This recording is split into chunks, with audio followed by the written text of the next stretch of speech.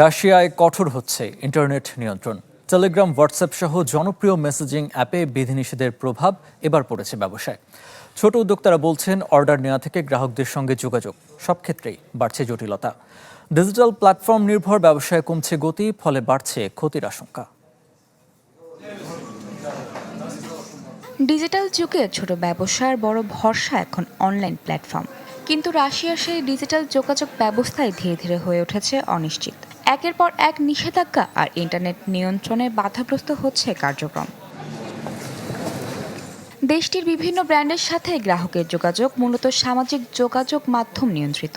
কিন্তু ভিপিএন ছাড়া অ্যাপ চালু হয় না, মেসেজের নোটিফিকেশন আসে দেরিতে, এমনকি ছবি বা ফাইল পাঠাতেও হচ্ছে সমস্যা।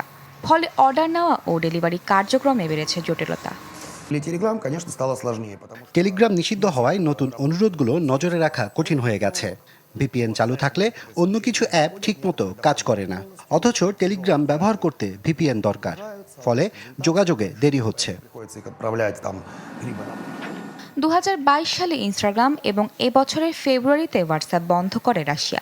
এরপর থেকে ইনস্টাগ্রামের ওপর নির্ভরতা বাড়তে থাকে রাশিয়ানদের। তবে নিরাপত্তার অজুহাতে মোবাইল ইন্টারনেট বন্ধে বাড়ে ভিপিএনের ব্যবহার।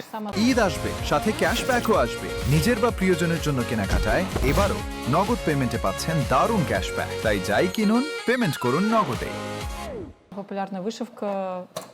শুধু অনলাইন পণ্য বিক্রেতারাই নয়, ক্ষতির মুখে পড়েছে রেস্টুরেন্ট ও রিয়েল এস্টেট ব্যবসাও। আগে আমরা ইনস্টাগ্রাম থেকে সব যোগাযোগ হোয়াটসঅ্যাপে নিয়ে গিয়েছিলাম, পরে হোয়াটসঅ্যাপও নিষিদ্ধ হলো, এখন টেলিগ্রাম নিষিদ্ধ। যদিও নিরাপত্তার স্বার্থে এসব ব্যবস্থা জরুরি বলে দাবি করেছেন ক্রেমলিন, তবে ব্যবসায়ীদের আশঙ্কা এই ইন্টারনেট নিয়ন্ত্রণ দীর্ঘমেয়াদে রাশিয়ার ডিজিটাল অর্থনীতিতে ইতিবাচক প্রভাব ফেলতে পারে। তথ্য অনুযায়ী রাশিয়ার প্রায় 29 লাখ ক্ষুদ্র ও মাঝারি ব্যবসা এবং 1.5 কোটি স্বনিযুক্ত ব্যক্তি ব্যবসায়িক কাজে মেসেজিং অ্যাপ ব্যবহার করেন। দেশটির অ্যাসোসিয়েশন অফ ইন্টারনেট ট্রেড কোম্পানিজের হিসেবে 2025 সালে রাশিয়ার $150 বিলিয়ন অনলাইন ব্যবসা হয়েছে। Desk report, channel 24।